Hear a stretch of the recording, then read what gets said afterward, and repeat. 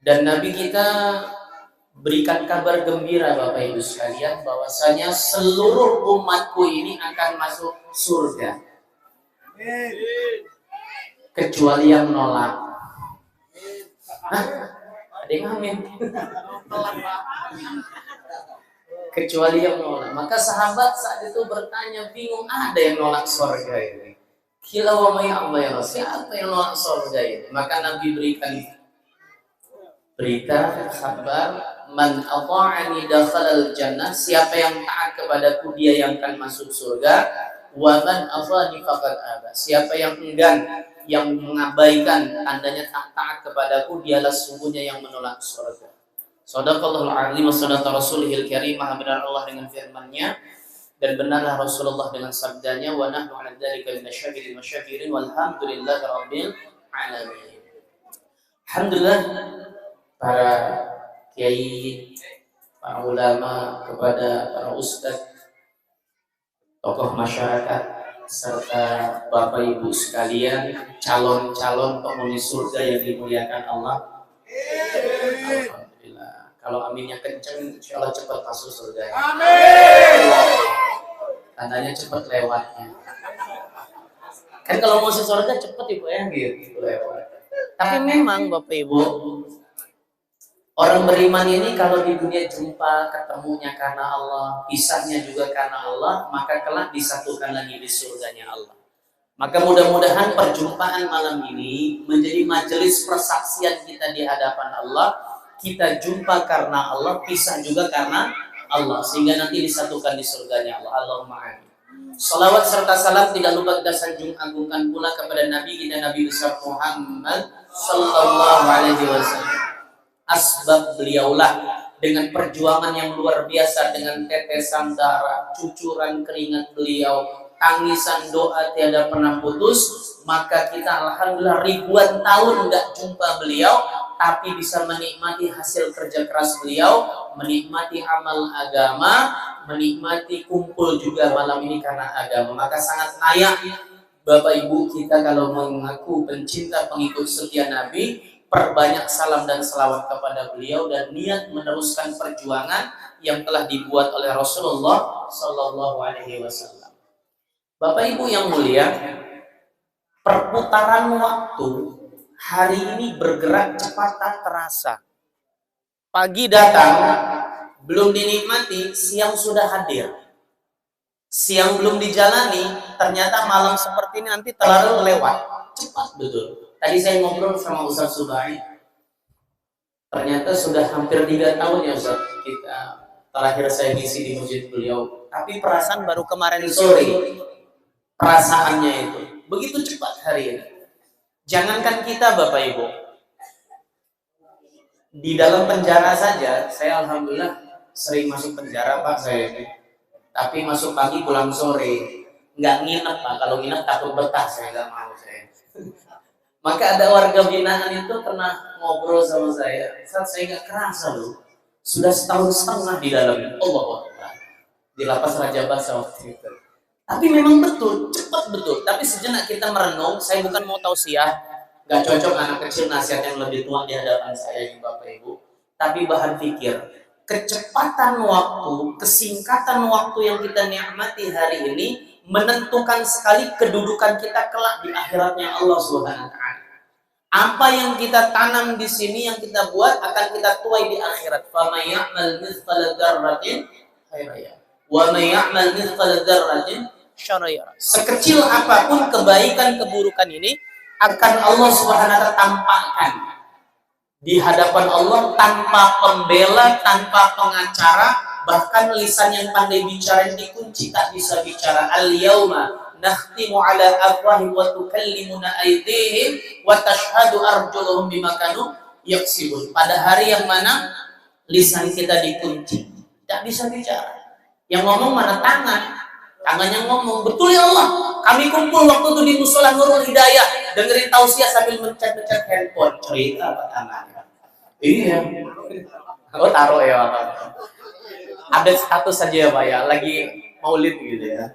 Kakinya juga saksi, bener-bener ya Allah. Kalau saksi ceritanya lagi di tempat baik gini enak nggak Pak? Kalau di tempat lain gimana kira-kira? Allah, nanti istri ngeliat, tetangga ngeliat, kaget kayaknya Mak ya. Kayaknya dulu dia di dunia ini lurus-lurus aja. Ketahuan Pak. Nah, maka sama-sama risau, tapi sebentar sebelum diteruskan ini ya. Urusan akhirat hari ini manusia mohon maaf lebih takut lapar miskin Bapak Ibu daripada akhirat. Saya pernah dakwah ke Palembang di satu pasar Cinde itu. Pasar Palembang itu ada pasar Cinde tempat jual barang bekas. Kalau dakwah itu ke lapangan, kalau megang mic ini bukan dakwah ini Bapak, ceramah. Tahu ceramah ya, cerita ramah tamah, bubar nanti kan. Tapi dakwah turun ke lapangan, ketemu orang lapangan di pasar itu, preman. Dia bilang, "Aide, kau nih ngomongin akhirat, kayak udah pernah kesana aja." Allah. Urusan akhirat tuh kecil aku, ini ada orang dalam di neraka. Allah. Ada orang dalam di neraka. Kita ini mohon maaf, ya mungkin dia bercanda ya, karena orang Palembang itu kan macam bercanda. Tapi kadang-kadang kita ini bercandanya kebablasan. Ada artis bercanda, nggak apa-apa, masuk neraka yang penting bisa pas pesta-pesta, bisa party-party. Emang ada IO-nya di sana gitu, event organizer-nya gitu kan, ngurusin panitiaan pesta di neraka kan. Saya pernah ngobrol juga sama anak motor biker subuhan tuh. Ya curi denger sih mereka ngomong, bro, kalau maksiat itu jangan tanggung-tanggung katanya. Yang banyak nanti malaikat enak melihat lo itu, ditendang lewat neraka masuk surga. Allahu Akbar. Kita ini urusan akhirat kadang-kadang kebablasan bercanda. Padahal Nabi kita Nabi Muhammad sallallahu alaihi wasallam, kaki beliau tuh sampai bengkak Bapak Ibu, matanya sembab. Nangisin siapa? Nangisin kita. Pernah Nabi ini ya, sholat malam dari ba'da isya sampai subuh. Kebayang nggak kira-kira? Kita Ramadan imam 1 juz ngejedak kita nih. Lama amat imam ini gitu kan. Ini Rasulullah dari ba'da isya sampai subuh hadir. Kebayang nggak? Mikirin kita. Satu ayat diulang oleh beliau. In tu'adzibuhum fa innahum ibadu wa in taghfir lahum fa innaka antal azizul hakim. In tu'adzibuhum fa innahum ibadu wa in taghfir lahum fa innaka antal azizul hakim. Ini ayat yang dibaca Nabi dari Isya sampai subuh, diulang-ulang oleh beliau. Ini sebetulnya doanya Nabi Isa alaihissalam yang dimaktubkan Allah dalam Al-Quran di akhir-akhir surat Al-Maidah. In tu'adzibhum, ya Allah, seandainya Engkau mengazab mereka, menghukum mereka, terserah Engkau ya Allah, Kaulah pemiliknya, pemilik berhak menghukum hambanya yang bersalah. Tapi Nabi ini merayu Allah Bapak Ibu. Wa in taghfir lahum, ya Allah, seandainya Kau ampuni mereka, fa innaka antal azizul hakim, maka keampunanmu ya Allah sesuai dengan kebijaksanaanmu. Ini risaunya Nabi buat kita. Maka kita yang tadi dirisaukan, ditangisi Nabi ini haruslah lebih lagi mikirin diri kita. Maka alhamdulillah, sebelum dilanjutkan lagi, Pak, Bu, benang sama lubang jarum itu benda yang terlihat. Kalau masukinya sambil ngobrol, bercanda, kira-kira masuk nggak benangnya? Ibu saya itu sampai diginiin Pak, dilancipin, kepleset masih, nggak masuk. Itu benangnya kelihatan, lubang jarumnya kelihatan. Ini yang kita bicarakan masalah agama akhirat yang nggak nampak tapi pasti. Bicara surga, neraka, kubur, masyar, nabi, pahala, dosa Allah, ini kan nggak nampak. Khawatirnya kalau nggak sungguh-sungguh, masuk kuping kanan, keluar kuping kanan Pak. Kalau masuk kanan keluar kiri masih lewat sini dia. Ada yang kesimpen gitu kan. Kalau masuk kanan keluar kanan mental ini. Maka kita tidak sungguh-sungguh. Insya Allah sebentar, nggak lama kok. Paling sampai jam 12, jam 1 sanggup ya? Saya enggak. Maka alhamdulillah kita bersyukur bisa merayakan hari kelahiran orang yang paling mulia. Khairul maulud, sebaik-baik makhluk yang dilahirkan, yakni Rasulullah Sallallahu Alaihi Wasallam. Tapi ada pepatah mengatakan begini, populer, tak kenal maka tak Ta'aruf. Yang benar itu ta'aruf, Pak. Ya enggak? Enggak kenal ya kenalan. Maksudnya bagaimana kita mau sayang sama Rasulullah, bagaimana kita mau cinta dengan Rasulullah, bagaimana kita mau mengikuti arahan Rasulullah kalau kita nggak kenal. Logikanya betul nggak, Pak? Gimana kita mau cinta sama Rasulullah, ngaku kata anak muda itu followernya Rasulullah, kalau kita nggak kenal? Maka ini maksud daripada diadakan acara maulid ini untuk mengenal sosok Rasul lebih dekat lagi. Dikisahkan ketika Nabi Adam alaihissalam tercipta awal mula kakek moyang kita di surga.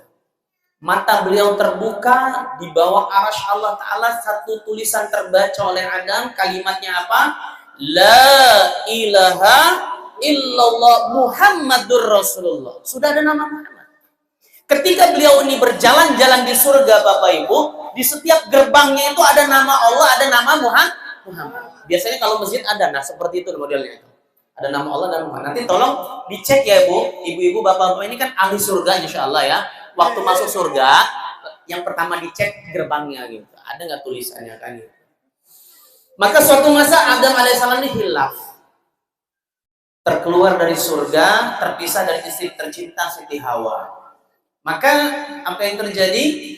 Sedih, nyesel, senyesel-nyeselnya. Kalimat tangisan Adam, doanya Adam ini dimaktubkan Allah dalam Al-Quran. Mungkin kita pernah baca. Rabbana zalamna anfusana wa illam taghfir lana wa tarhamna lanakunanna minal khasirin. Ini tangisannya Adam, Pak. Gara-gara apa? Satu kesalahan. Bayangkan. Berapa lama nangisnya dalam keterangan? 40 tahun aja. Dosanya sekali, salahnya sekali, nangisnya 40 tahun. Cek diri kita. Umur 40 tahun kurang lebih, banyak dosa, banyak hilaf, jarang nangis di hadapan Allah. Maka nangis, doa, kok gak diampunin juga sama Allah. Terfikirlah oleh Adam. Ketika beliau di surga, di setiap gerbang tadi ada nama Allah, ada nama Muhammad, maka berpikir ini pasti makhluk mulia.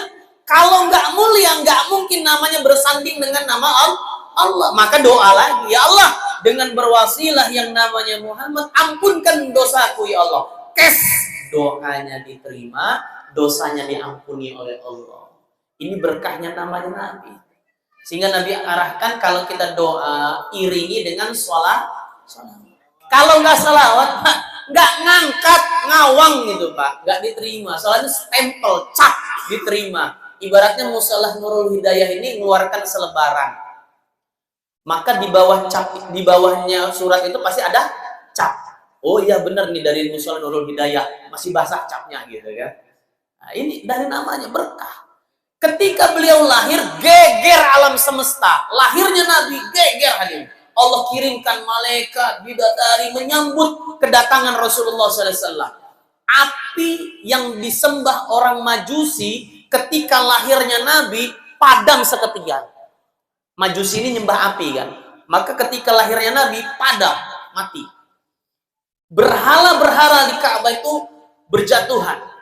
Dinding-dinding, tiang-tiang istana orang Nasrani Romawi itu bergetar hebat ketika lahirnya Nabi.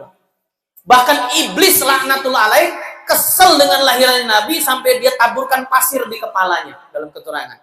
Iblis itu kesel 3 kali dalam hidup. Pertama, ketika dia dikeluarkan dari surga, kesel. Karena tadinya jin yang taat, Izazil namanya. Buat masalah, dikeluarkan, nyesel, kesel. Kalau Adam dikeluarkan, nyesel. Kalau ini kesel, itu bedanya di situ Pak. Kalau nyesel, Allah masih terima.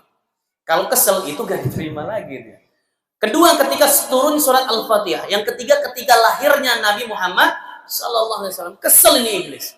Jadi saya kadang heran kalau ada ngaku umat Rasulullah nggak suka dengan kelahiran Rasulullah SAW. Ya nggak perlu dibahas lah Pak ya. Ya iblis itu nggak suka pokoknya gitu. Kafir tulen saja Pak. Kafir tulen. Kok dibilang kafir tulen? Ya gimana enggak? Jasadnya di dunia, namanya di neraka. Coba bayangin. Siapa Abu Lahab? Ayatnya kita sering baca. Tabbat yada Abi Lahab. Ayat itu turun, orangnya hidup, dengar. Ayat itu disampaikan, orangnya ada, tandanya manusianya masih hidup di dunia waktu itu, namanya sudah di neraka. Abu Lahab ini, pamannya Nabi sendiri. Tapi dia ini pernah gembira dengan kelahiran Nabi, saking gembiranya dia merdekakan daripada budaknya Suhaibah. Apa yang terjadi? Nabi katakan, gara-gara dia gembira Abu Lahab ini dari kelahiranku, setiap hari kelahiranku yakni hari Senin, ini Abu Lahab nggak disiksa di akhirat. Tapi Selasa, Rabu, Kamis, Jumat, Sabtu, Ahad masih kena dia. Ya, cuman Senin doang dia enggak. Ya, tapi lumayan lah dapat dispensasi gitu kan. Bayangkan maksud saya, orang kafir saja gembira dengan kelahiran Nabi dapat keringanan hukuman, dapat keistimewaan lah ibarat. Bagaimana kita sebagai pengikutnya? Kalau kita gembira dengan merayakannya, luar biasa. Maka hadirin yang mulia, ini penting. Semua agama itu nggak tersurat, ada yang tersirat. Pahami ini agama. Apa yang terjadi? Nabi ini makhluk yang termulia, baik. Kulit yang sempurna milik beliau, daging yang sempurna milik beliau. Seumur hidup Nabi ini belum pernah dihinggapi laler, Pak. Kalau kita gimana kira-kira? Wih, dari kecil mah kering ya, Pak. Lalu nempel di kulit ini ya, Pak. Rasulullah tuh nggak pernah. Wangi harum semerbak, luar biasa. Walaupun nggak pakai minyak wangi Rasulullah SAW ini. Pandangan sempurna milik beliau. Bahkan Nabi ini seakan-akan lahir seingin dirinya sendiri. Bapak Ibu kalau lahir pengen dirinya sendiri kayak mana kira-kira? Pengen yang bagus atau yang jelek? Cuma bagus lah ya. Tapi alhamdulillah terima aja casing yang ada ini ya Pak. Ya tenang Bu, bisa ganti Bapak Ibu. Nanti di surga itu ada satu nama tempat pasar Jumat. Ya. Jadi ibu-ibu yang biasa ke pasar aman, ya di surga ada pasar, tenang aja yang biasa shopping aman, ada di surga itu. Ada salon wajah, iya bisa ganti wajah, Mas. Kalau ganti wajah nggak ketuker sama pasangan, enggak, karena di sana stempel hatinya sudah pas. Kalau namanya Pak An nggak mungkin pindah ke Ustadz Subai, nggak mungkin itu pokoknya, ya nggak mungkin itu, ya. Maka Rasul itu seperti itu. Sehingga sahabat itu cinta betul dengan Rasul. Pernah sahabat itu melihat bulan purnama, lihat wajah Nabi, lihat bulan purnama, lihat wajah Nabi. Maka kata sahabat, ya Rasulullah, ini bulan tidak bisa mengalahkan ketampanan engkau ya Rasul. Anta syamsun anta badr. Ini pujian sahabat kepada Rasulullah. Rasulullah laksana bulan, laksana matahari. Sehingga sahabat keluar kata-kata indah karena cinta dengan Rasul yang mungkin baru jadi zikir pagi petang kita. Apa kata sahabat? Raditu billahi rabba wa bil islami dina wa bi Muhammadin nabiyya wa rasulah. Kami ridha, kami rela, kami cinta Allah Tuhan kami, Islam agama kami, Nabi Muhammad anutan kami. Keluar kata-kata cinta. Pak, Bu, saya mau tanya nih. Yang namanya cinta cukup ngomong I love you full nggak kira-kira? Cukup nggak Pak? Kalau nggak percaya nanti pulang nih, habis ngaji ini, pulang ngomong sama istrinya, Neng, Beb, yang terserah lah manggilnya apa ya. I love you full, paling nyengir Billy. Cinta katanya. Beb ya Bu ya. Kalau memang cinta, tolong Bang, ada ini lapar, beliin martabak di depan, kata perintah bini kan. Kita bukannya keluar beli martabak Bu suami ini, rayuan Pulau Kelapa yang keluar, karena mungkin cekak mungkin kan. Wahai Dinda, tiada wanita di hati kecuali engkau, kata kita. Wah, makin mesem bini itu kayaknya kan. Ya udah sih Bang, kalau cinta beliin dulu ada ini martabak di depan. Tadi nggak kebagian besek masalahnya. Tenang, banyak besek di sini ya. Ini bukannya gerak beli martabak perintah istri, malah ngomong terus lama-lama bini marah nggak kira-kira Bu? Marah ya? Makanlah cinta lah Bang lah. Beli martabak aja nggak mau, bohong cintanya. Nah, namanya cinta butuh pembuktian. Yang namanya cinta butuh pengorbanan. Ini namanya cinta. Nah, sahabat mengatakan cinta tadi bukan hanya sekedar di lisan, Pak. Cintanya betul-betul dibuktikan. Satu kisah ketika Nabi terdesak di perang Uhud. Maka apa yang terjadi? Sahabat Ansor kurang lebih hampir 10 itu mati satu persatu di hadapan Nabi agar bagaimana panah itu tidak nyentuh kulit Rasulullah SAW. Kalau kita naik haji umrah kan biasa ziarah bukit Uhud Pak ya. Ada 70 syuhada di sana. Nah, salah satunya yang meninggal itu gara-gara apa? Jadi tameng perisai hidupnya Nabi, Pak. Jangan sampai Panah itu nyentuh kulit Rasulullah. Ini bukti cinta. Yang namanya cinta nggak mau orang dicintai tersakiti kan gitu. Nggak mungkin ngomong cinta kok digebugin bininya, nggak mungkin. Aku langsung mikir Lesti ini. Ini namanya cinta kan gitu. Satu contoh lagi, satu orang sahabat namanya Hubaib radhiyallahu anhu. Dalam Hayatus Sahabah diterangkan, beliau ini dakwah ke satu tempat, dikirim Nabi 70 orang. Di tengah jalan kena begal. Jadi memang begal udah ada dari dulu, Pak. Rampok. Dibunuh, diambil hartanya. 67 mati di tempat, sisa 3 orang. 1 dibunuh, karena nggak mau jalan. 2 ditawan, dijual sama kafir musyrikin Mekah. Karena mereka ini mau dituntut balas, ahli Badar, Hubaib ini. Sebelum dibunuh Hubaib ini, Bapak yang mulia, disiksa dengan siksaan luar biasa Hubaib. Di ujung kematiannya diejek oleh Abu Sofyan yang belum masuk Islam waktu itu. Apa kata Abu Sofyan? Hei Hubaib, mau nggak kamu pulang ke rumah sekarang? Senang-senang dengan anak istrimu, nggak disiksa. Tapi yang disiksa ini digantikan oleh Nabi kamu, Nabi Muhammad itu. Bapak Ibu, ini Hubaib yang di ujung kematian, yang sudah sakit luar biasa, seakan-akan ada power kekuatan yang luar biasa. Dia katakan, ya Abu Sofyan, wahai kafir musyrikin Mekah, aku nggak rela sedetik pun kaki Nabi Muhammad itu tertusuk duri, sedangkan aku senang-senang dengan anak istriku di rumah. Ini kecintaan namanya, Pak. Jangankan sahabat saat itu ada musuhnya saja, ya sehari nggak ketemu Rasulullah itu, Pak, Bu, meriang, merindukan kasih sayang, benci tapi rindu. Allah Akbar. Gimana kira-kira itu? Benci tapi rindu, benci sama Rasulullah itu, kesel sama Rasulullah itu, tapi rindu. Kalau bahasa anak muda hari ini, ngangenin. Nabi Muhammad itu apa? Ngangenin. Kita aja yang nggak ketemu ribuan tahun ini, kira-kira kalau diberi kesempatan malam ini ketemu sama Rasulullah, mau nggak Bapak Ibu? Ngimpi-ngimpi lah, ya Allah, malam ini nggak apa-apa lah ketemu sama beliau, ya kan? Ngimpi-ngimpi lah, nggak apa-apa, saya pengen ketemu Rasulullah. Ngangenin Rasulullah. Dalam sejarah ini Abu Jahal di sisi rumah sebelah kanan, pengen dengar Nabi ngaji. Tadi adinda kita dari Talang Padang aja, suaranya melengking bagus nggak Pak? Gimana Rasulullah? Gitu kan. Ajib. Yang satu di sisi sebelah kiri, ketemu di ujung rumah, ke gap kalau kata kita mah. Abu Jahal, ngapain kamu kesini? Lah kamu sendiri ngapain? Ini kan musuh kita. Iya, ini musuh. Ngapain kita kesini? Janji ya, jangan kesini lagi, ini musuh. Ya. Besok malamnya ketemu lagi di situ, Pak. Ini namanya benci tapi rindu.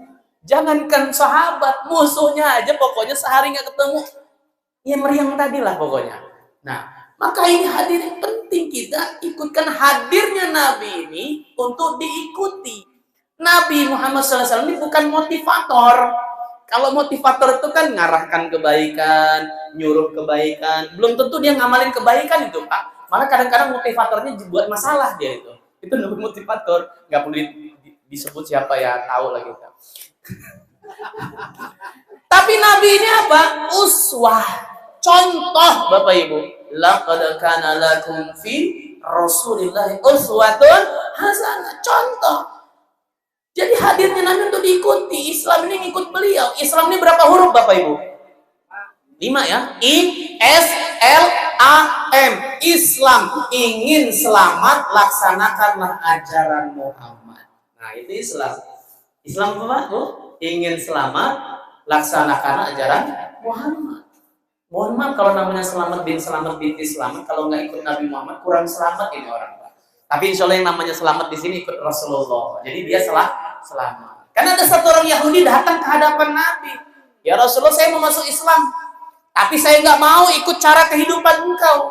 Ditegur oleh Allah Ta'ala. Turun ayat yang saya baca tadi, surah Al-Imran 31 tadi. Qul in kuntum tuhibbunallah. Katakan wahai Muhammad kepada orang-orang yang mengaku mencintai Allah, ngaku hamba Allah. Pak, Bu, kita yang kumpul di sini ngaku hamba Allah enggak? Woi, ngaku Mas, sedekah aja nggak nulis nama saya. Iya Pak, sedekah tulis nama nggak kadang-kadang? Jangan tulis nama.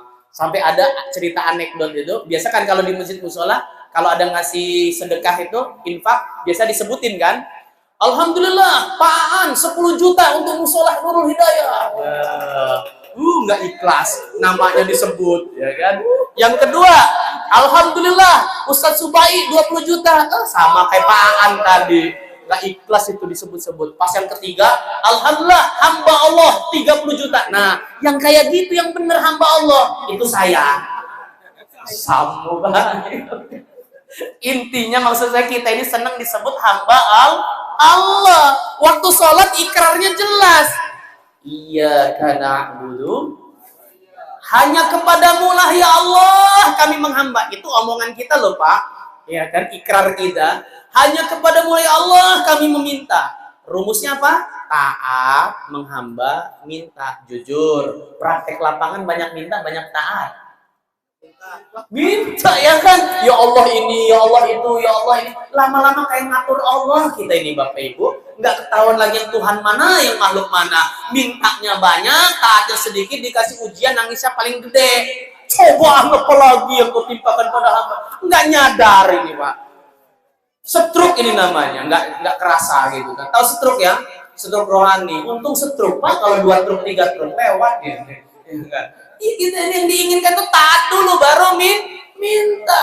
Apalagi anak muda nih, kalau anak muda kalau bapak-bapak kan yang tua ini mohon maaf sepuh ini pernah muda ya Pak. Iyalah, yang tua pernah muda, yang muda belum tentu tua loh Pak. Anak muda takut. Yang muda belum tentu tua, tapi tenang anak muda. Anak muda ada harapan tua. Yang tua nggak ada harapan lagi. Muda maksudnya nggak bisa balik lagi gitu. Maka Bapak Ibu yang mulia, yang anak muda ini kan kita minta itu maksa. Pokoknya jodoh saya itu dia ya Allah. Kalau bukan dia saya nggak mau. Kalau bukan coba cek lagi mungkin salah ya Allah. Ini maksa namanya. Pernah Bapak Ibu saya pernah lihat ada anak muda itu curhat di Facebook. Ya, inilah anak muda sekarang nih, anak TikTok ini curhatnya di wall, di dinding itu. Dia bilang apa? Ya Allah, kalau dia bukan jodohku ya Allah, aku mohon kepada Engkau kata-kata bukan itu hilang dari permukaan dunia. Allahu Akbar. Maksa nggak itu Pak? Maksa itu. Iya. Ini karena anak muda kita nggak dibawa di jalan Allah, jadi kebanyakan di jalan raya di orang Pak. Ini risau gitu kan. Maka kembali lagi, jangan melebar kemana-mana. Tadi kita ngaku hamba Allah. Maka pengakuan ini butuh dibuktikan. Ngaku hamba Allah. Allah kasih syarat. Pak, Bu, mau jadi anggota TNI Polri aja diakui anggota TNI Polri, ada syarat nggak kira-kira? Gigi ompong diterima nggak Pak? Padahal nggak ada urusan sama nembak itu sebenarnya kan gigi itu kan, tapi sudah jadi syarat gitu, nyambung ya. Nah Allah juga kasih syarat, Qul in kuntum tuhibbunallah, katakan wahai Muhammad kepada orang-orang yang mengatakan cinta kepada Allah, ngaku hamba Allah. Allah kasih syarat. Syaratnya apa?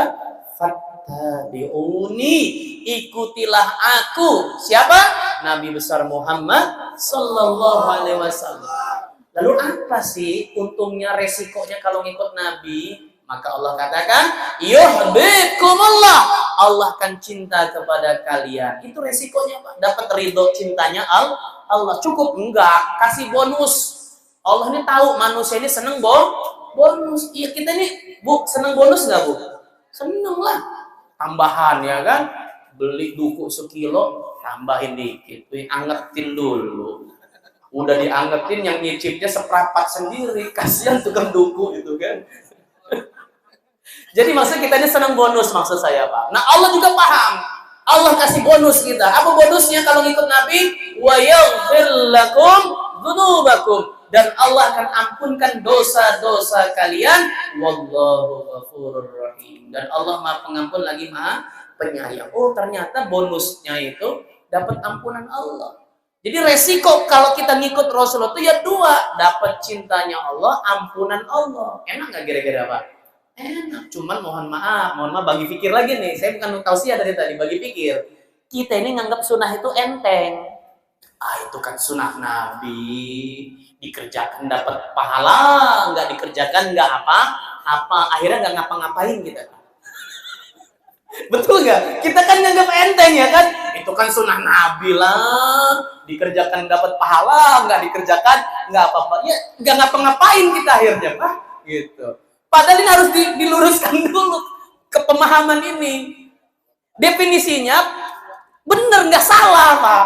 Cuma prakteknya ini yang kadang-kadang karena nganggap enteng agama ini sekedarnya aja lah. Jangan fanatik-fanatik amat sih lu nih agama. Wih gua mah yang umum-umum masyarakat. Tanya sama dia yang umum tuh kayak mana? Ya itu biasa kayak masyarakat yang lain, biasa nggak sholat.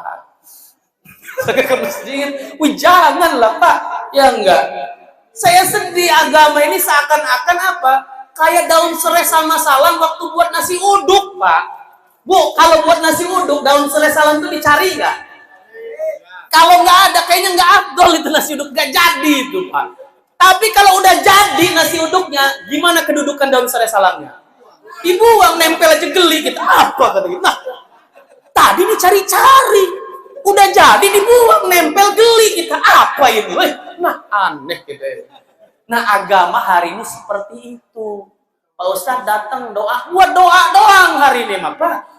Hajatan, kawinan, kematian, pindah rumah, naik jabatan. Emang nggak boleh? Boleh. Wa amma bi ni'mati rabbika fahadits. Hendaklah nikmat karunia Allah ini habarkan, bener, nggak salah. Tapi jangan seputar itu saja. Jadi ngikut agama ini gimana? Yang ngikut Rasulullah dari mana? Dari beliau bangun tidur sampai tidur lagi. Harus ngikut beliau. Kan pengen selamat. Cek bangun tidurnya. Nabi gimana? Alhamdulillahilladzi ahyana ba'da ma amatana wa ilaihin nusyur. Ingat Allah. Kita gimana? Iya mas, bangun tidur nyari HP saya. Ya kan? Update status. Masih ngantuk lo brosis. Hoam kata kita. Iya kan? Jujur aja Pak kita. Sampai anak motor itu Pak pernah ngobrol curhat sama saya. Saya ini kalau bangun tidur tuh pala itu pusing kan. Kenapa Bang migran? Enggak, mikirin utang. Pantes saya. Utang dipikirin, pening Bang. Jadi gimana Tan? Bayar saya. Kalau dibayar nggak pening. Cuman memang kita ini kadang kalau bangun tidur nggak ingat Allah. Kita mau jujur aja. Nah, setelah bangun tidur kemana? Kamar mandi. Nah, Nabi Muhammad tunjuk ajarnya gimana prakteknya? Masuk kamar mandi kaki. Ayo, kiri kanan. Kanan kiri. Apa dua kaki? Mau jatuh ya Pak ya, jangan dua kaki. Kaki kiri. Jangan kaki kanan, baca doa lagi. Allahumma inni a'udzubika minal khubuthi wal khaba'is. Tunaikan hajatnya. Terutama nih, mohon maaf, laki-laki jangan kencing berdiri. Iya, waduh mas, saya ini di belakang pintu mobil. Bawa pohon, dulu waktu SD gambar aspal. Bisa gitu SD gambar aspal. Jauh-jauhan gitu kan. Waktu SD dulu kan. Allah, Pak, Bu, mohon maaf. Struktur tubuh manusia ini kalau ngikut Rasulullah selamat, menentang menyelisih beliau celaka. Jangankan di akhirat udah jelas Pak. Kan ketika kita nanti dikubur di dalam keterangan tuh 7 langkah pengiring jenazah itu pergi meninggalkan kita akan didudukan oleh 2 malaikatnya Allah Munkar wa Nakir dan bertanya, "Man rabbuka?" Siapa Rabbuku? Jangan kaget Pak. Baru suara saya ini, suara malaikat lebih gede lagi nanti. Ditanya siapa Tuhan. Setelah itu pertanyaan apa? Man nabiyuka? Siapa nabi? Ketika pertanyaan man nabiyuka? Siapa nabimu? Maka ada 2 keterangannya. Slide nabi di gambar gitu, slide. Dinampakkan depan kita. Atau kubur beliau dengan kubur kita dibuka, dilihat. Terus kita ditanya, kenal nggak kau dengan hadaratu, dengan laki-laki ini? Ada 3 golongan manusia yang nggak akan melihat wajah Nabi ketika dikubur, Pak. Kalau udah nggak ngeliat positif nggak bisa jawab, ladri nggak tahu, kena gebuk urusannya, Pak. Maka apa yang terjadi? 3 ini siapa? Pertama, orang yang durhaka dengan orang tuanya.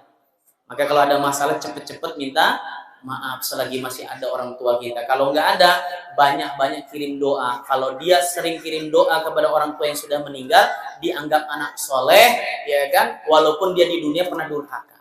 Yang kedua, ketika azan nggak jawab. Maka tolong kalau lagi azan jangan ngobrol, Bapak yang mulia. Tapi juga jangan diem dengerin azan, nggak sholat. Ini ada juga ini masalahnya. Lagi hajat, paham lah ya. Diam, apa azan, hormati, dengerin, nggak sholat, nggak gitu juga, karena azan ini bukan tanda waktu sholat, karena kalimat azan kan nggak ada kalimatnya telah datang waktu zuhur, nggak ada. Asar hampir datang, awas maghrib lewat, nggak ada Pak. Tapi itu undangan, diundang. Kita aja kalau kenal sama orang, ini misalnya ada tetangga depan rumah, nggak ada angin, nggak ada hujan, tiap hari ngasih 1 juta sama kita Pak. Nggak ada angin, nggak ada hujan, pokoknya 1 juta, 1 juta, 1 juta aja. Tiba-tiba yang ngasih 1 juta itu ngadain hajatan, ngundang, terus kita nggak datang, enak nggak kira-kira? Ya pasti, aduh, riweuh lah, nggak enak kalau nggak datang mah gitu kan.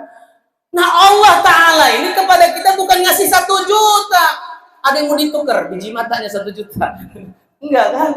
Tandanya Allah ini ngasih luar biasa. Nah Allah yang maha pengasih, tidak pilih kasih, yang sayangnya tidak terbilang ini, ngasih undangan. Kok kita nggak datang? Ngaku ma'rifatullah, diceluk Allah, orang teka Allah Akbar. Iya enggak? Ngaku kenal Allah, ngaku hamba Allah, dipanggil Allah nggak datang. Wih, bohong ini mah cintanya, kan gitu. Maka hadirin Allah Subhanahu wa taala, nah, kembali lagi tadi mengikut Rasulullah gimana? Di akhirat tadi orang yang ngelihat wajah Nabi, orang yang durhaka, orang yang nggak dengar azan nggak jawab. Yang ketiga, yang kencingnya berdiri. Maka gimana? Struktur tubuh ini sekali lagi, kalau ngikut Rasulullah selamat. Saya mau tanya nih, di dunia ini secara umum yang kena batu ginjal itu laki-laki apa perempuan? Kenapa? Ya paham lah, perempuan gak ada yang berdiri kencingnya. Iya kan? Jongkok. Kenapa berdiri? Itu nggak tuntas. Kalau bahasa saya ngendep nyisa, Pak. Nggak banyak, setetes, 2 tetes mungkin. Tapi sekali buang, sehari semalam 3 kali buang, ya 3 tetes ngendepnya. Kalau setahun, 360 hari kali 3, apa nggak 1000 tetes? Kalau 30-40, ya jangan salahkan jadi batu, Bapak Ibu yang mulia. Kan penyakit nggak tiba-tiba muncul, tapi akumulasi, penumpukan. Jadi kalau mau selamat, ikut beliau insya Allah. Ya. Maka itu penting kita belajar. Nah belajar ini bukan biar pinter atau ngedebat orang bodoh. Kamu ini gak ada dalil, kamu ini. Bukan. Kita ini belajar agama biar ngerti apa maunya Allah sama kita. Kan tadi kita ngaku hamba Allah, ya Pak ya. Apa sih hamba? Saya ini berat nyampeinnya Pak, karena prakteknya berat bener aja hamba ini Pak. Hamba itu kasar katanya budak. Budak itu apa? Ya namanya budak, jangankan keinginan. Keinginannya harus ikut tuannya. Dirinya aja nggak punya, sudah dibeli. Kita ini budaknya Allah, sudah dibeli. Innallaha ashtara minal mu'minin. Sesungguhnya Allah telah membeli diri orang beriman. Sudah dibeli, Pak. Jadi kita nggak boleh ngapa-ngapain kecuali maunya Allah. Itu pentingnya kita belajar. Talabul ilmi fariidatun 'ala kulli muslim wal muslim. Wajib belajar itu biar ngerti apa maunya Allah, bukan buat pinter atau ngedebat orang bodoh, bukan. Tapi biar ngerti kita belajar. Nah, setelah dikeluarkan, masuk keluar WC-nya kaki kanan. Ghufran. Nah, keingat Allah. Setelah dibuang, diisi. Ya enggak, makan minumnya gimana Bapak Ibu? Tangan kanan kiri, kanan ya kan, ini ada propertinya yang haus juga Pak. Pakai Bismillah. Alhamdulillah. Ada sponsor lewat ya. Nah, baca doa. Allahumma barik lana fima razaqtana wa qina adzaban. Waduh Mas, kayak doa anak TPA sih dari tadi. Doa bangun tidur, doa masuk WC, doa mau makan, kayak anak TPA aja sih. Perasaan kita, doa tadi doa anak TPA. Lihat ujung doanya. Wakina, lindungi dari neraka. Pak, Bu, anak TPA kita itu, kok hilang anak tanya? Nah itu dia. Anak-anak TPA kita itu nggak masuk neraka, Pak. Yang masuk neraka bapak ibunya yang anaknya di TPA, Pak. Jadi ini doa untuk kita. Anak mah cuman latihan doa biar terbiasa hingga biasa sampai dewasa. Kita ini jarang doa. Jujur, yang sering lupa doa apa? Doa setelah makan. Kita mau jujur. Alhamdulillahilladzi at'amana wa saqana wa ja'alna minal muslimin. Sering kita lupa. Kadang-kadang nasi udah dilak-lakan ya kan. Belum doa. Belum doa katanya kan. Kita mau jujur, sehingga Nabi katakan makan yang bersyukur lebih utama dari puasa yang bersabar. Saya dulu nggak paham hadis ini, kok bisa ya orang puasa kalah sama yang makan gitu. Setelah sering perjalanan baru nyadar saya, bener. Orang puasa pasti sabar nunggu beduk. Kalau nggak sabar batal dia itu Pak. Ya kan, bener nggak? Sabar pasti nunggu beduk orang puasa. Tapi orang makan jarang syukur, buktinya nggak doa. Kan doanya tadi syukur. Alhamdulillahilladzi at'amana wa saqana wa ja'alna minal muslimin. Apal praktek, lupa kelalet kita mah gitu. Ya kan? Nah, setelah dimakan habis nih rezekinya, keluar rumah cari rezekinya, ingat Allah lagi. Bismillahi tawakkaltu 'ala Allah, la haula wala quwata illa billah. Dijaga sama Allah nanti perjalanan kita. Cari ma'isyahnya, kan kita pengen keluar yang dagang-dagang ya kan Pak, yang tani-tani, yang ngantor-ngantor, yang nyawah-nyawah, yang ngolah-ngolah. Terserah. Kita ini sering ngolah, betul nggak Pak? Iya, gimana uang di kantong kita ini sering ngolah, betul nggak Pak? Iya, gimana uang di kantong orang pindah ke kantong saya? Ngolah itu Pak. Iya, tapi halal, boleh. Tapi prinsipnya itu apa? Ngolahnya cara Nabi. Prinsip dunia ini apa kata Nabi? Akhiru wala tu'akhir. Itu prinsip dunia. Permudah orang, jangan dipersulit. Kan sekarang diganti, selagi masih bisa gua persulit, ngapain gua permudah katanya. Akhirnya nyulitin orang aja kerjanya, kuburnya sempit nanti itu nyulitin orang. Maka kita permudah orang. Berangkat kerjanya naik kendaraan, ingat Allah lagi. Subhanalladzi sakhkhara lana hadza wa ma kunna lahu muqrin wa inna ila rabbina lamunqalib. Ingat Allah. Nabi ajarkan doa naik kendaraan. Bukan doa naik kuda dan onta, walaupun kendaraan Nabi kuda dan onta. Karena Nabi paham di akhir zaman kuda dan onta mulai tiada. Yang ada Toyota dan Honda. Jadi doanya naik kendaraan gitu. Dapat rezekinya, pulang ke rumah, bawa agama. Ketuk pintu salam. Kita ini kadang aneh, mohon maaf. Datang ke rumah orang mah salam, nyampe rumah sendiri enggak.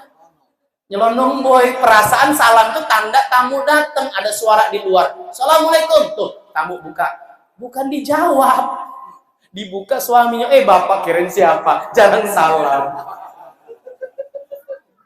Padahal salam itu kunci rezeki Pak. Satu sahabat datang kepada Nabi, ya Rasulullah, saya ini ada masalah ekonomi. Oh ternyata masalah ekonomi ini masalah turun temurun Pak, dari dulu gitu kan. Maka Nabi berikan arahan, boleh Bapak Ibu praktekkan, ini amalan masuk rumah ini. Pulang kamu ke rumah kata Nabi, ucap salam, baca surat Al-Ikhlas, tutup dengan sholawat. Mudah ya Pak ya? Salam, Al-Ikhlas, sholawat. Maka orang seperti ini kata Nabi, dhaminan Allah, dalam penjagaan Allah, pengawasan Allah, kalau hidup nggak akan miskin, kalau mati masuk surga. Allah. Praktek ya Pak? Tapi jangan kaku ya Bu, prakteknya depan rumah. Assalamualaikum. Allah. Angkat tangan gitu kan. Tetangga kaget. Wih, jampe-jampe apa lagi dia nih? Wih, jaga lilin kayaknya malam ini. Salah. Salah apa? Salah pandangan nanti karena nggak paham dia. Ya jadi prakteknya ya biasa aja. Assalamualaikum sambil jalan. Qul huwallahu ahad. Allahu samad. Dan yalid walam yulad walam yakul lahu kufuwan ahad. Tutup Allahumma shalli ala Muhammad. Ini amalan masuk rumah. Nyampe rumah, Nabi itu kayak apa? Kayak taman bunga, Pak. Jangan sampai Bapak ini datang istri pening. Aduh, Pak Jenggot, Pak Kumis datang. Puyeng gua. Ya kan? Pak Jenggot lagi, Pak Kumis lagi. Nabi tuh datang istrinya Siti Aisyah itu lompat-lompat, seneng. Karena Nabi tuh paham suka nyenengin istri, bahkan kadang ngajak lari-lari, ya kan sampai ada lagunya kan lari-lari dengan Rasulullah itu. Manggilnya apa? Ya, Humairah, wahai pipi yang kemerah-merahan. Ibu-ibu kita ini seneng dipuji, dicaci, Bu. Dipuji kan? Dipuji. Maka Nabi tuh muji, ya Humairah. Ada lauk apa hari ini? Cuka, ya Rasulullah, kata Siti Aisyah. Nabi nggak marah, apa kata Nabi? Sebaik-baik lauk adalah cuka. Nggak nyambung kita mungkin kan? Kalau kita pulang gimana, Dek? Masak apa hari ini? Sayur asem Bang. Hai kamu, duduk dulu. Hidup kita ini udah asem deh. Jangan nambah-nambahin lagi asem. Uang kemarin gara-gara sayur asem ribut sekeluarga. perempuan ini paling nggak suka ditegur langsung, betul nggak Bu? Iya, walaupun salah, karena di dalam rumah tangga itu pasalnya dua. Pasal pertama, wanita nggak pernah salah. Pasal kedua, kalau salah cek pasal pertama katanya. Ya bener terus, walaupun bengkok dia kan gitu. Di jalan raya kalau nggak percaya, naik motor tuh perempuan, sen belok kiri, belok kanan, ditegur ngamuk dia Pak. Iya. The power of emak-emak itu kan, nggak mau disalahin pokoknya. Maka negornya jangan langsung. Ini agama, deh. Masak apa sih hari ini? Sayur asam Bang. Puji aja udah capek masak dimarah-marah. Memang sayur asam adek mantap, kalah rumah makan Padang. Woi seneng dia. Tapi mikir Bang, di rumah makan Padang nggak ada sayur asam Bang. Abang ini pengen rendang kayaknya mah, ya kan? Ngomong aja sih Bang kalau pengen rendang mah, yang penting tambahin dulu uang dapur, ya kan? Supaya kok gitu. Iya. Maka gak ribut Bapak Ibu yang mulia. Ini agama loh. Ini sunnah Rasulullah. Jadi agama itu jangan seputar hanya sholat, zakat, puasa, haji. Sempurna. Kita kan nganggap sholat, zakat, puasa, haji udah haji saya ini. 3 kali udah sempurna Islam saya ini. Mana hajinya? Nggak ada tulisannya. Haknya tulis dulu. Haknya kalau ditulis 3 kali kan jadi hahaha. Kita ini salah kaprah kadang-kadang. Benar memang Nabi katakan bunyal Islam ala khamsin, didirikan Islam 5 perkara. Salat, zakat, puasa, haji. Itu tiangnya agama, rukun. Ibarat bangunan kan nggak cuma pondasi sama tiang doang, Pak. Kalau baru ada pondasi sama tiang, bisa dibilang rumah belum, Pak? Berani ngundang orang nggak? Pak main ke rumah, kaget lah yang diundang. Waduh, Mas, baru pondasi sama tiang, ini mau hujan kehujanan, panas kepanasan ini, Pak. Yang namanya rumah ya ada pondasi, ada tiang, ada dinding, ada atap, ada interior, eksterior. Ini baru rumah. Islam juga begitu. Pondasi imaniyah. Iman itu pondasinya. Tiangnya ubudiyah. Nah, sholat, zakat, puasa, haji ini di ubudiyah, di tiang. Dindingnya apa? Muamalah. Apa muamalah? Hubungan keduniaan kita. Jual beli, simpan pinjam, hutang piutang, ada aturan mainnya. Atapnya muasyarah, hubungan antar sesamanya, laki dengan wanita, wanita dengan laki-laki, orang tua dengan anak, anak dengan orang tua, tetangga sama tetangga, ya kan, orang muslim sama non muslim, ada aturan mainnya Islam. Bahkan Nabi katakan sebaik-baik kalian adalah yang paling baik di tengah keluarganya. Jadi orang baik itu bukan di luar, Pak, jujur. Orang baik itu di rumah. Karena yang tahu luar dalam kita siapa? Bini, Pak. Kalau nggak percaya pulang nanti ke rumah, bilang, Neng, Beb, abang ini udah baik belum? Nyengir paling dia. Baik, kata dia. Yang tahu luar dalam kita siapa? Istri. Emak kita aja nggak ngerti luar dalam kita, Pak. Istri itu yang paham luar dalam kita. Maka Nabi itu pulang ke rumah, bawa kebaikan, Bapak yang mulia. Pernah pulang, ya Humairah, gelas minum mana? Ini ya Rasulullah. Tadi kamu minum di sebelah mana? Oh, di sini ya Rasul. Kenapa? Aku juga mau minum sebelah situlah, katanya. Bismillah. Alhamdulillah. Praktek nanti ya Pak. Bawa nih apel sebutir ini kan, potong berdua, gigit bersama. Masya Allah, mantap. Ini agama. Jangan pengantin baru aja mau dipoto suap-suapan. Pengantin lama boleh Pak suap-suapan. Yang penting sama istri sendiri, jangan istri tetangga, kasus nanti. Ini agama Bapak Ibu mulia. Islam ini ngajarkan luar biasa. Maka pulang Nabi tadi dengan agama, sehingga keluar kata-kata indah karena hidup agama tadi. Karena kalau hidup agama itu Allah janjikan apa? Walau ana ahlal qura amanu wa taqaw lafatahna alaihim barakatim minas sama'i wal ard. Ketika agama itu hidup dengan iman takwanya, amal saleh hidup, hadiah apa? Lafatahna alaihim, diturunkan atas mereka keberkahan dari langit dan bumi. Hari ini yang hilang berkah, Pak. Berkahnya apa? Sedikit cukup, banyak manfaat berkah, bisa untuk taat. Bapak capek pulang ke rumah, kasih makan anak lagi ngaji, adem nggak di hati? Adem. Istri nyiapin kopi, Allah, sambil nawarin diri, berkah ini mah, Pak. Bener aja. Iya. Tapi kalau nggak berkah, naudzubillah, dikasih makan anak ngelawan, dikasih makan istri ngebantah, pening kepala, lisan kebablasan. Kamu nakal bener. Anak siapa kamu ini? Anak sendiri ditanya. Anak bapak, anak siapa lagi katanya? Anak sahabat yang lain, tak katanya. Akhirnya bapak pukul anak cekek bapak, naudzubillah. Ini realita hari ini hidup. Kenapa dicabut keberkahan? Karena Allah ancam dalam Al-Quran dalam surat Toha. وَمَنْ أَعْرَضَ عَنْ ذِكْرِي فَإِنَّ لَهُ مَعِيشَةً ضَنْكًا. Siapa yang berpaling dari peringatanku, nggak menghidupkan agama dalam kehidupannya, disuruh sholat nggak mau, ibadah nggak mau, taat nggak mau, pokoknya hidup dia ini SPD lah Pak. Tahu SPD ya Pak? Sampai naik dewe kata orang Jawa itu. Mau-mau dia aja ngaku hamba, diatur nggak mau gitu kan. Maka Allah berikan apa? Fa inna lahu, kami berikan kepada orang seperti ini ma'isyatan dhanka, kehidupan sempit. Kalau disempitkan Allah, tokonya sempit, walaupun rumah bertingkat, mobil mengkilat, berteret 4, istrinya sudah cantik memikat, bahkan mau nambah 4, awas kualat, hidupnya sekarat karena nggak taat. Realita hari ini. Ya kan? Tapi Nabi lihat, karena hidup amal agama, rumah Nabi, keluar kata-kata indah yang baru mungkin tempelan depan rumah kita. Apa tulisannya? Baiti jannati. Rumahku surga. Mau tahu rumah Nabi nggak buka? Rumah Nabi itu mau tahu tipe berapa? Bukan 3, 6, 4, 5, 90, bukan. Tipenya RSSSS, S-nya 10 lebih lah kayaknya. Rumah sangat sederhana sehingga selonjor saja sangat sulit, sempit sulit sekali. Pokoknya gitu, panjang S-nya gitu. Kok bisa? Iya, dalam sejarah Nabi itu mau sujud, kaki Siti Aisyah itu disentuh. Siti Aisyah tarik kakinya, Nabi sujud. Menandakan ini rumah Nabi sempit apa longgar? Sempit Pak. Kalau longgar Nabi sholat di tempat lain, logikanya begitu. Siti Aisyah katakan telah datang hilal, telah datang hilal, telah datang 3 bulan dapur kami ini nggak ngebul, nggak ada yang dimasak, cuma bertahan minum air sama ngemut-ngemut korma, makan korma saja Pak.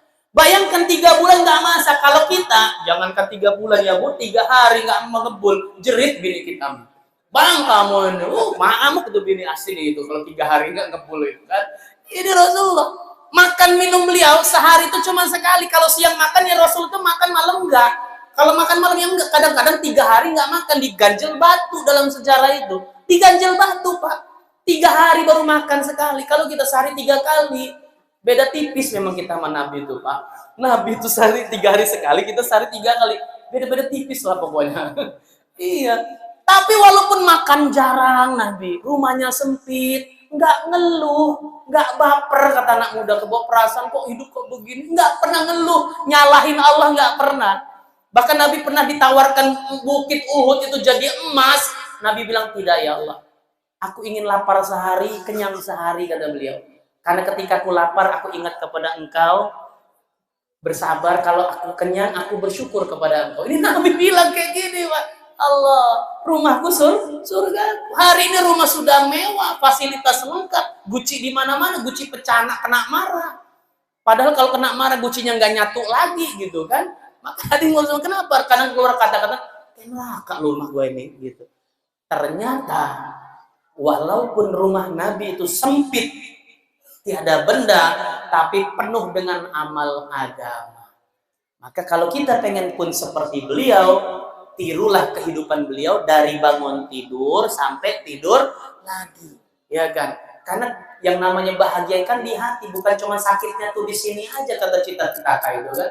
Ya enggak. Tapi bahagia tuh di sini. Ketika dia taat kepada Allah, maka dia akan dapat bahagia. Ini ngikut Nabi, sirahnya Nabi, kehidupan Nabi dari bangun tidur sampai tidur. Terus yang diikutin apa Nabi? Tampilannya. Surah beliau dari ujung rambut ke ujung kaki. Kalau wanita ngikut istrinya Rasulullah tutup aurat. Laki-lakinya ngelihat Rasulullah karena cinta. Jadi pakai topi, peci, sorban, jubah, pasang jenggot itu bukan pakaian gegayaan Pak. Ya, bukan. Tapi kecintaan. Masih ingat nggak tahun 70-an celana cut bray? Ya masih ingat ya yang tandanya udah beranjak dewasa. Selanjutnya bray yang nyapu tanah itu kok mau kayak gitu itu ya karena ngefans dengan keadaan waktu itu. Anak muda dikasih motor bagus sama orang tua, diceperin sama dia. Lewat polisi tidur diangkat, nyusahin badan itu Pak. Tapi dia mah seneng-seneng aja, enjoy gitu kan. Betul nggak Pak? Pernah ngeliat anak pang di pinggir jalan nggak Bapak Ibu? Yang rambutnya nantang langit, hunting berentet, robek-robek. Saya senangnya di lapangan memang Pak. Mereka pernah buat istima di Saburai, pertemuan gitu, se-Sumatera. Bayangin Pak, kumpul ada orang macam-macam. Nah, saya ngobrol sama mereka, dia bilang, Ustaz, ketua kami ini yang paling lama nggak mandi katanya. Allah, saya bilang, ya keterangannya dari dia ya saya denger aja waktu karena pengen ngobrol. Cuma yang mau saya tanya begini, kok mau mereka bertampang muka aneh? Motornya pernah lihat yang ya pokoknya ada botol-botol sampah itu kan, ya. Terus ada tulisannya bukan tempat sampah, padahal mah sampah semua isinya itu. Saya tuh kadang aneh ngeliatin. Saya suka pemerhati Pak orang. Maka saya mau tanya, kenapa mereka mau bertampang seperti itu? Jawabannya satu Pak. Karena kami, kata mereka, cinta dengan komunitas kami. Dasarnya apa? Cinta. Filosofi cinta kan tahu, tai kambing rasa. Nah, Bapak yang ngomong bukan saya. Ya cinta itu begitu buta. Nah, sahabat itu cinta tadi dengan Rasulullah itu bila tadi cinta. Maka apapun yang orang bilang terserah gitu. Karena cinta. Nah, sekarang tampilan itu ya karena dasarnya cinta. Di Indonesia ini ada dua ormas Islam besar, Nahdlatul Ulama, Muhammadiyah. Nahdlatul Ulama pendirinya siapa? Hadratus Syekh Kiai Haji Hashim Asy'ari rahimahullah taala. Pendiri Muhammadiyah siapa? Kiai Haji Ahmad Dahlan rahimahullah taala. Pernah lihat foto gambarnya nggak Pak? Mau tahu? Yang belum main ke MBK Flyover. Di putaran ada pom bensin tusuk sate itu. Ada fotonya Kiai Haji Asy'ari di situ, warna hijau, ya. Pakaiannya di mana? Sorbanan, jenggotan, gamisan. Geser ke sebelah sininya lagi ada Kiai Haji Ahmad Dahlan pakai kacamata, tetap tapi sorbanan, jenggotan, gamisan. Beda pemikiran dalam kehidupannya, tapi tampilan sama. Ini biar kita paham. Apa pakaian teroris itu, Pak? Kita kan anggap kalau udah pakai sorban, pakai gamis, ini teroris dia nih. Ya enggak. Ini KKN ini udah teroris nih, jelas ini teroris ini, Pak. Tapi bener beliau ini teroris, terong diiris-iris sama dia nih. Padahal teroris mau lihat, Pak, waktu ngebom, celana jeans, sepatu Nike harga 800, pakai topi, pakai jaket, ya, ngebom, ditangkap ganti kostum, Pak. Pembunuh, perampok, koruptor kalau udah di pengadilan pakai peci koko, kelakuan baik katanya, Pak. Biar kita paham gitu. Jadi kalau kita nggak mau pakai yang nggak apa-apa juga, Pak. Tapi jangan hina pakaian kekasihnya Allah, ya kan? Kalau kita malu beli aja jubahnya, beli sorbannya, makainya di rumah waktu tahajud, nggak ada yang ngeliat, Pak. Waktu sholat ngaca, ganteng Bapak kayak Pangeran Diponegoro, bener aja. Pernah ngeliat Pangeran Diponegoro nggak? Ya, yang di SD itu kan, pakai naik kuda putih, pakai sorban, pakai jubah, pegang keris gitu kan? Iya, ini pakaian apa? Kekasihnya Allah. Minimalnya dengan pakaian muslim seperti Bapak pakai koko, pakai peci ini filter. Ya, kalau sudah pakai peci, pakai baju muslim, waktu azan, sholat apa nongkrong di warung kopi kira-kira, Pak? Kalau nongkrong ditegur sama tukang kopinya, yakin saya. Pak Ustadz dipanggil Ustadz kita, Pak. Azan kata dia. Walaupun tukang kopinya nggak sholat, ngelihat pakaian kita dia. Pak Ustadz kok nggak sholat kata dia. Betul nggak? Tapi kalau udah pecinya lepas, koko jubahnya lepas, ya Ustadz juga manusia, kadang selip gitu kan. Maka ini penting, ini filter. Yang penting Mas, Islam itu hatinya, isinya. Kulit mah nggak perlu, woi nggak bisa Pak Bu, pisang itu yang dimakan kulit apa isinya? Tapi ketemu pisang di jalan nggak ada kulit mau makan, Pak. Jadi itu satu kesatuan, jangan dipisahkan gitu kita. Kalau nggak mau pakai ya sudahlah, tapi jangan hina gitu. Itu kan pakaian orang Arab, karena Nabi itu turun di Arab ya pakainya begitu. Naudzubillah, ini logika terbalik. Kalau Nabi turun di Papua masih suruh pakai koteka, Pak. Jadi gini kadang-kadang yang alasan yang nggak masuk akal kalau kata saya. Maka udah urusan tampilan jelas ya. Kita dasarnya cinta dengan Rasulullah Shallallahu Alaihi Wasallam. Nah, apa sih hadiahnya kalau kita menghidupkan itu? Nabi janji, man ahya sunnati, barang siapa menghidupkan sunnahku, hadiahnya penegasan dari Nabi apa? Faqad ahabbani, maka sungguh dia cinta kepadaku. Lalu hasilnya, wa man ahabbani, siapa yang cinta kepadaku, kana ma'i fil jannah, bersamaku di dalam surga. Nggak main-main hadirin ngidupin sunnah ini. Memang berat, tapi hadiahnya bersama Rasulullah. Terakhir, karena udah banyak yang 5 watt kayaknya Pak ya. Mengikut Nabi bukan hanya tampilan dan kehidupan. Yang paling penting yang sering kita lupakan ngikut Nabi apa? Fikir Rasulullah SAW. Risaunya Rasulullah SAW. Kira-kira Nabi ini mikirin apa sih hari-hari? Ternyata Nabi Muhammad SAW ini memikirkan keselamatan umat agar selamat dari neraka masuk surga. Tiap hari Nabi ini mikirin kita. Ada Yahudi meninggal lewat di hadapan Nabi. Nangis Nabi. Sahabat nanya, ya Rasul ini kan Yahudi. Kenapa ditangisin?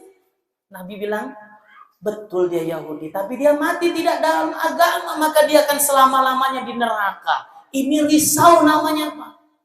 Maka Nabi ini luar biasa risau. Kalau Nabi ini tidak bawa risau dan memang diperintahkan Allah juga. Sering kita baca ayatnya litunzira qauma ma unzira aba'uhum fahum ghafilun. Sering ya? Iyalah di surat Yasin kita baca itu. Agar engkau Muhammad kata Allah memberikan peringatan kepada satu kaum yang bapak-bapaknya belum dikasih ingat. Pak, Bu, Indonesia ini kita kan ada bapak di atas ya. Di atas kita apa, Pak? Bapak. Di atas bapak apa? Kakek. Di atas kakek buyut. Di atas buyut gantung siwur. Udek-udek, wareng, ada silsilahnya saya kurang paham. Intinya kakek moyang lah pokoknya gitu. Nah, kakek moyang Indonesia ini dulu kenal Allah enggak logikanya? Beritanya. Udah kenal Allah enggak di Indonesia ini?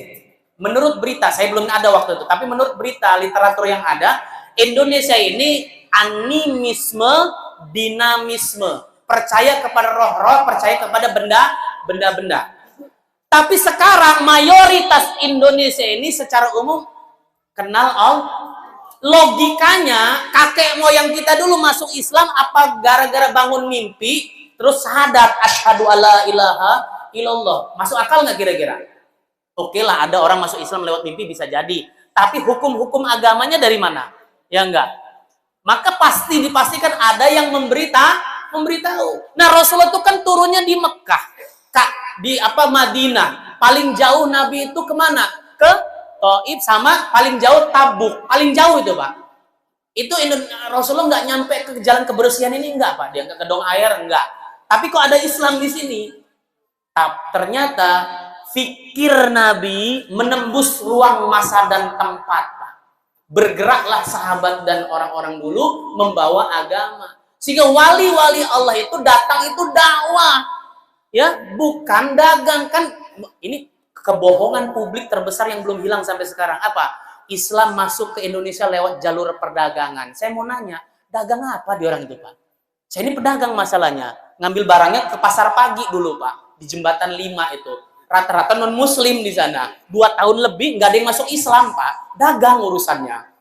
Paham? Gitu, logikanya gitu. Maka mereka itu datang ke Indonesia ini dakwah, bukan dagang. Ini yang dipelintir Bapak yang mulia. Paham ya? Jadi ada yang dakwah, ada yang risau, ada yang bergerak.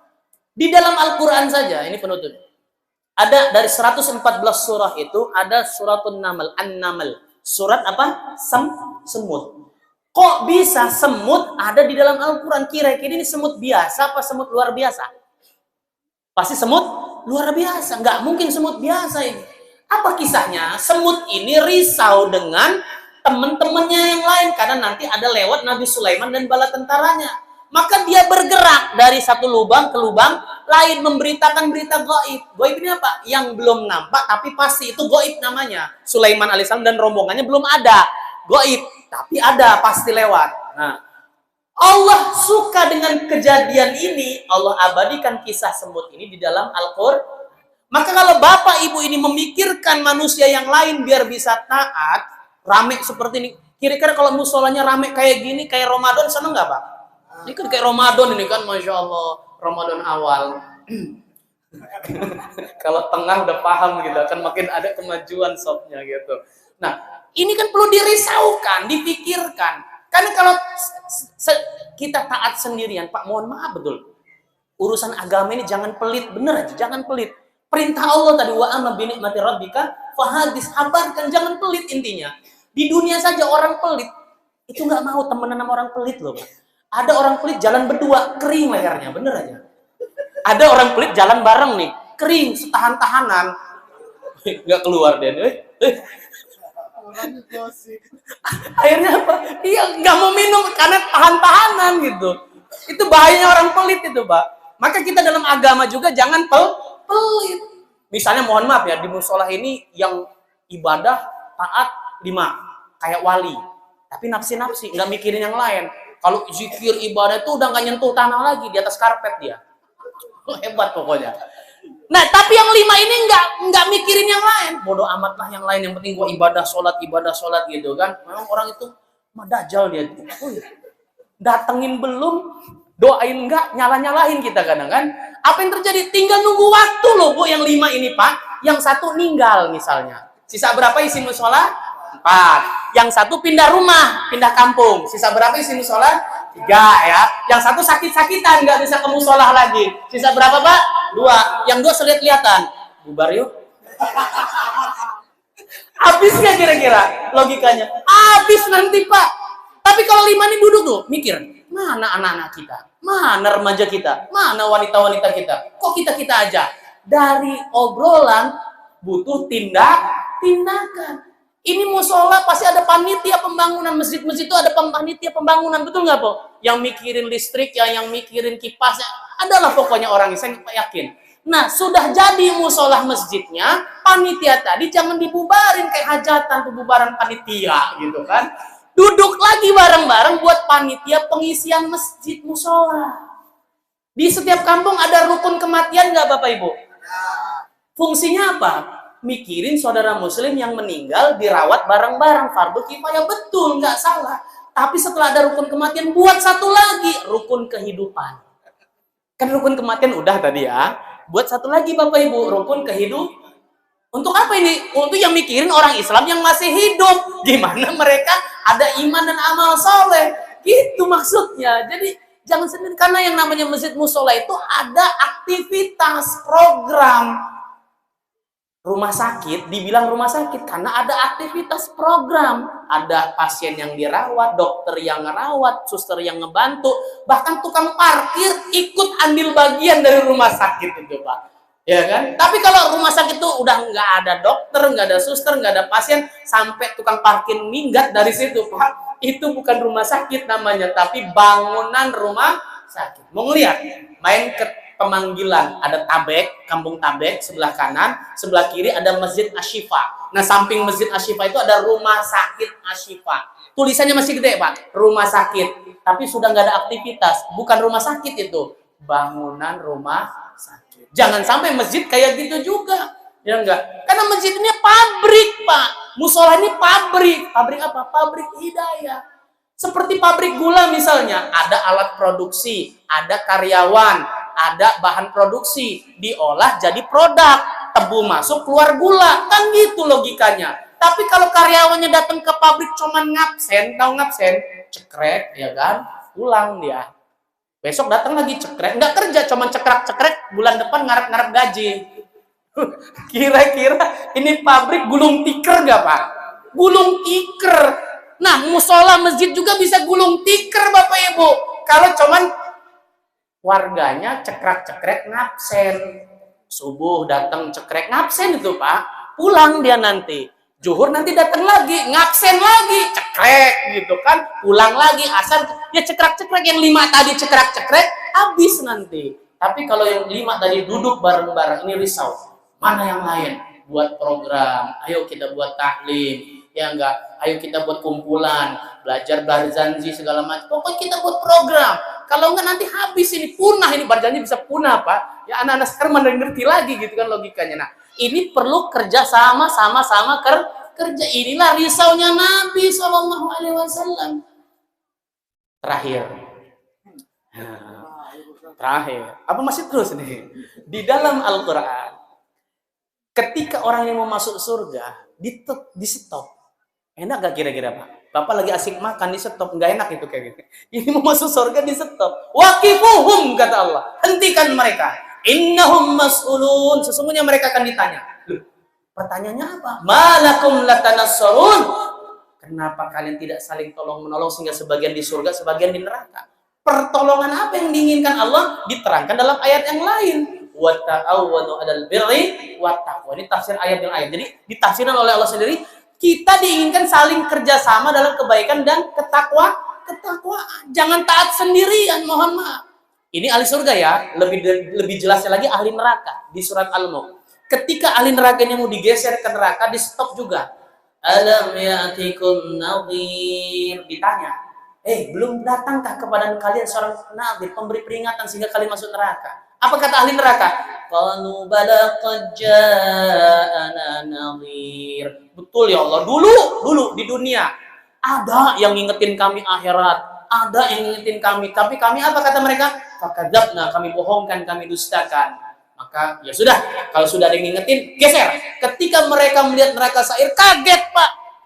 Diterangkan dalam ayat lain ketika melihat akhirat apa? Rabbana absarana wasami'na farji'na na'mal salihan inna muqinun. Ini teriakan orang yang kaget masuk akhirat. Rabbana ya Rabb, kami absarna, kami sudah lihat, kami dengar gelegak akhirat yang tadinya cerita jadi nyata. Farjina, balikan kami ke kebersihan ini ya Allah, ke gedung air. Minta balik ke dunia apa? Farjina, balikan kami. Untuk apa? Na'mal salehan.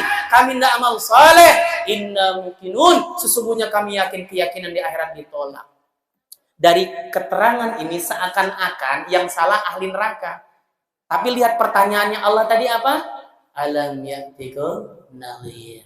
Belum datangkah kepada kalian seorang pemberi peringatan? Ini orang neraka tidak ditanya, hei, kenapa kamu masuk neraka nggak datang ke ustaz, nggak datang ke orang yang sholat, nggak datang kepada yang taat? Pertanyaannya bukan begitu yang ditanya. Orang yang sholatnya, ustadznya, yang taat udah datang ngingetin kalian belum? Dalam nggak di Al-Quran ini? Halus Pak, hati-hati. Balagonya ini hati-hati. Tandanya ini ayat buat siapa? Buat kita yang sudah sholat, yang dianggap ustaz, yang sudah taat, sudah belum ngingetin. Dan saya yakin 100% yang kumpul di sini ada risau dengan orang lain atas keselamatan. Contoh, ada orang naik motor, standarnya turun, teriak nggak kita? Pak, standar, kata kita. Woi, jadi hero gitu ya, jadi penyelamat. Kadang-kadang dia nggak dengar, kita kejar. Udah kita balap, cuman bilang standar. Hebat bener kita kayaknya ya, nyelamatin dia. Pertanyaan saya, kenapa Bapak Ibu teriak seperti itu? Takut dia celaka. Nah hari ini orang Islam banyak iman amalnya standarnya turun. Kok kita diam-diam aja Pak? Kejar mereka, teriakin dengan cara halus, jangan dimarahin, ya gak? Dengan lemah lembut, ajak dalam ketaatan. Maka ini usaha kita. Ikut Rasulullah bukan hanya tampilan, kehidupan, tapi fikirnya Rasulullah perlu ada dalam kehidupan kita. Sampai kapan kita ngusahain ini? Cukup sampai mati. Kalau Bapak Ibu sudah mati, nggak perlu lagi taat, nggak perlu sholat, disolatkan. Kalau diantara kita ini subuh, diantara kita ada yang meninggal, selesai Pak. Ya Bang Aan, ya kalau takut ya saya duluan lah kalau gitu. Yang nyolatin, siap saya. Nanti kontak aja, Pak Ustadz ada jemaah yang meninggal, siap nyolatin, siap. Gitu. Kita cuma nggak tahu kapan meninggalnya, maka lagi dan lagi sampai tiada lagi. Dan ketika kita meninggal dalam ketaatan, Allah Ta'ala akan panggil dengan panggilan sayang di kelak di ujung kematian. Ya ayat an-nafsul mutmainnah irji ila rabbiki radiyatan mardiyah fadkhuli fi ibadi wadkhuli jannati. Dimasukkan ke jannah. Apa jannah? Surga. Mala ainun ra'at, belum pernah terlihat mata, wala udhunun sami', terdengar telinga juga enggak, terbersih dalam hati juga enggak. Surga ini Bapak Ibu, kenikmatan makanan, minuman yang enak kelihatan depan mata ini, enaknya antara lidah sama kerongkongan. Kalau sudah masuk perut Pak, Bu, sate sama singkong sama enggak? Apalagi lewat belakang enggak kita lihat, sate semalam enggak Pak. Tapi nanti di akhirat di surga, gigitan pertama Bapak Ibu makan, dari ujung rambut sampai ujung kaki merasakan getar-getar kenikmatan. Makan kedua makin nikmat, ketiga lebih nikmat, unlimited pokoknya Pak, nggak ada batas, di upgrade, diperbaharui terus sama Allah. Dan kenikmatannya kapan? Ketika hari Jumat. Diterangkan dalam kitab Tanbihul Ghafilin itu seluruh ahli surga dikumpulkan oleh Allah di satu tempat tadi yang namanya pasar Jumat. Allah tanya sama ahli surga waktu itu, ya ahlal jannah, wahai ahli surga, kata Allah, hada yaumanid, ini hari penambahan, fas'aluni. Kalian mau minta apa? Bengong semua ahli surga nggak bisa ngomong. Cukup ya Allah, kau selamatkan kami dari neraka, kau berikan kami istana surga, pelayan makanan minuman bidadari, cukup nggak bisa ngomong. Ditekan terus oleh Allah. Ya ahlal jannah, wahai ahli surga, kata Allah, hada yaumul madid, ini hari penambahan. Fas'aluni, kalian mau minta apa? Bengong semua ahli surga, kayak bapak ibu nih bengong. Ahli surga semuanya, amin ya Allah. Maka satu nabi dan rasul yang izin, ya Allah, izinkan kami melihat wajah Engkau. Aina wajhal karim, mana wajah muliamu ya Allah. Maka izin diberikan, satir-satir hijab Allah terbuka. Seluruh ahli surga terkesima, terperanjat, terpesona jumpa secara hakikat dengan Allah. Maka kenikmatan makanan, minuman, istana, bahkan bidadari hilang seketika ketika jumpa dengan Allah. Kapan ini ketemunya, Pak? Sebentar lagi. Kematian ini gerbang ketemu dengan Allah. Tapi jangan terlalu berani mati hingga bunuh diri, salah. Ataupun takut mati lari-lari, jadwal mati bakal datang. Jadi mati ini gimana? Dirindukan. Sehingga pesan Nabi penutup, Al-Kais, orang yang cerdas, mandana nafsahu, mampu mengendalikan dirinya untuk apa? Wa amila lima ba'dal maut, mempersiapkan amal untuk kehidupan setelah matinya. Maka semoga Allah Ta'ala jadikan sisa umur hidup kita semua ini dalam ketaatan sehingga kelak wafat dalam puncak pengorbanan taat. Mohon maaf, saya tidak ada niat menggurui, menasihati, tapi pembicaraan ini hakikatnya buat pribadi diri karena telinga saya lebih dekat daripada telinga yang mendengarkan di sini. Jadi dari tadi Bapak Ibu, saya ini lagi nasihatin hati sendiri yang lagi lemah, tapi semoga Allah kesankan di hati Bapak Ibu sekalian. Maka kita doa kepada Allah, semoga Allah istiqomahkan kita selalu dalam taat, mengikut contoh cara kekasihnya Allah, yakni Nabi Muhammad SAW. Hadirkan rasa dilihat, didengar oleh Allah, karena Allah hanya menerima doa yang tidak lalai dari Dia. Astaghfirullahaladzim. Innallaha ghafurur rahim. أعوذ بالله من الشيطان الرجيم. بسم الله الرحمن الرحيم. الحمد لله رب العالمين، حمدا ناعمين، حمدا شاكرين، حمدا نعمه يكافئ مزيد ربنا ولك الحمد كما ينبغي لجلال وجهك الكريم وعظيم السلطان، ولا حول ولا قوة إلا بالله العلي العظيم. الحمد لله على نعمة الإيمان، الحمد لله على نعمة الإسلام، الحمد لله على نعمة الهداية والتوعد يا كريم، يا عون الأولين، يا أخنا الآخرين، يا ذا القوة المتين، يا رحيم المساكين، يا أرحم الراحمين، يا حي يا قيوم برحمتك نستغيث، أصلح لنا شؤوننا كلها ولا تكلنا إلى أنفسنا طرفة عين يا الله. ربنا ظلمنا أنفسنا وإن لم تغفر لنا وترحمنا لنكونن من الخاسرين. ربنا هب لنا من أزواجنا وذريتنا قرة أعين واجعل متقينا إماما. رب اجعلنا مقيم الصلاة ومن ذرية ربنا وتقبل دعاء. اللهم اغفر لنا ذنوبنا ولوالدينا وارحمهما كما ربونا صغارا، ولجميع المؤمنين والمؤمنات والمسلمين والمسلمات الأحياء منهم والأموات برحمتك يا أرحم الراحمين. اللهم أعنا على ذكرك وشكرك وحسن عبادتك يا مقلب القلوب، ثبت قلوبنا على الدين والطاعة يا الله يا رحمن يا رحيم. Ya Allah, pandang kami, lihat kami, tatap kami yang kumpul semua di sini dengan pandangan rahmat kasih sayang-Mu ya Allah. Jangan Kau pandang kami, jangan Kau lihat kami dengan pandangan murka amarah-Mu sebab dosa kesalahan yang kami buat ya Allah. Maka ampunkan dosa kami yang kecil, yang besar, yang sengaja dan sengaja, yang kami ketahui dan kami ketahui ya Allah. Yang sebetulnya hanya Engkau yang tahu siapa diri kami di hadapan Engkau ya Allah. Maka ampunan-Mu, hidayah, taufik, pertolongan Engkau yang kami harapkan bagi kami semua ya Allah. Ampunkan pula dosa kesalahan kedua orang tua kami kami ya Allah.